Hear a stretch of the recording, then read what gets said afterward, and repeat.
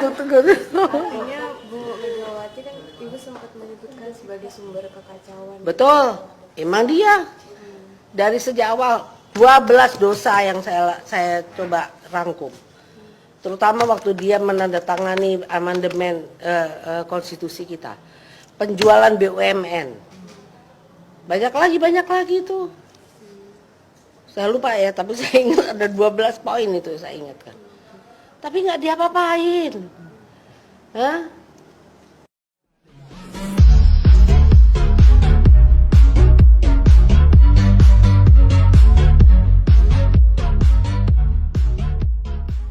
Saya sebetulnya juga bagaimana ya, merasa aneh juga gitu loh. Kita ini sebagai warga negara Indonesia yang punya hak berpendapat sesuai pasal berapa di Undang-Undang Dasar. Kok kalau melakukan kritik, istilahnya kritik aja ya, terhadap katakanlah pemerintah, itu dengan gampang dimakarkan. Kenapa gitu loh? Nggak usah jauh-jauh. Pada tahun 2016, saya itu bertahun-tahun mengkaji bagaimana caranya kembali ke Undang-Undang Dasar 45. Karena saya orang yang mungkin yang pertama menolak adanya amandemen.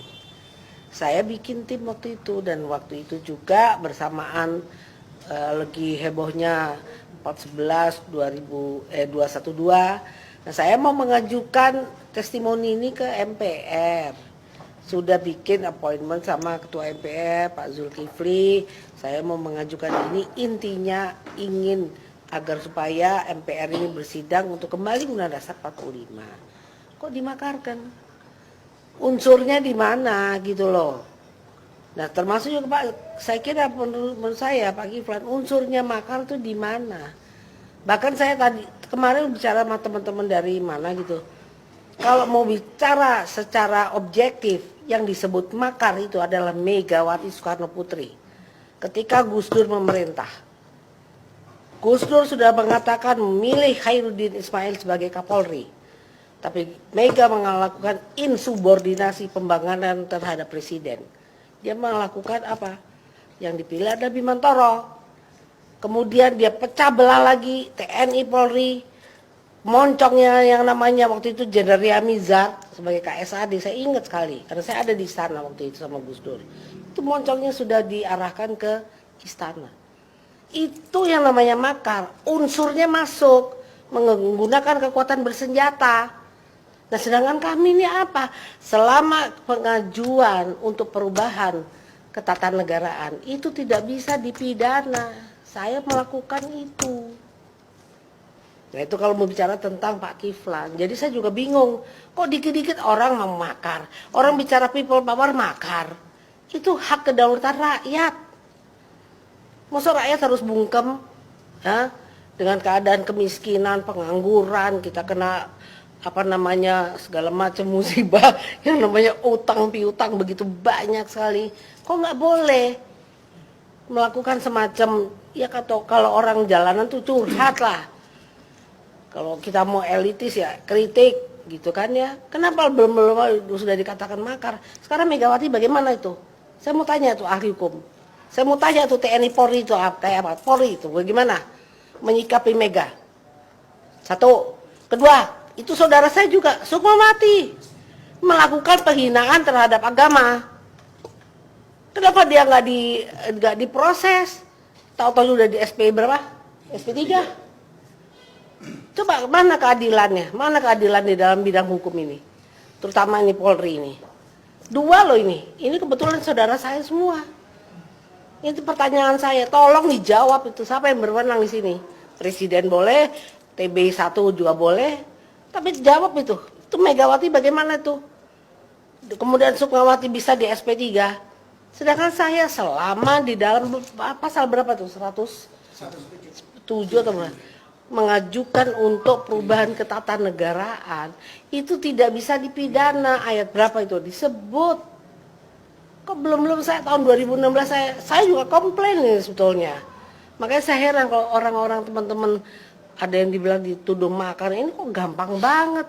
Sementara di depan mata tuh Megawati melakukan makar itu terhadap Gus Dur itu. Itu saya mau tuntut. Bagaimana itu? yang namanya TNI Polri terutama itu melihat ketidakadilan hukum kayak begini. Ya udah, terima kasih aja Mbak. Maaf ini puasa. Artinya Bu Megawati kan Ibu sempat menyebutkan sebagai sumber kekacauan. Betul, emang dia dari sejak awal 12 dosa yang saya coba rangkum. Terutama waktu dia menandatangani amandemen konstitusi kita. Penjualan BUMN. Banyak lagi itu. Saya lupa ya, tapi saya ingat ada 12 poin itu saya ingatkan. Tapi nggak diapa-apain. Hah?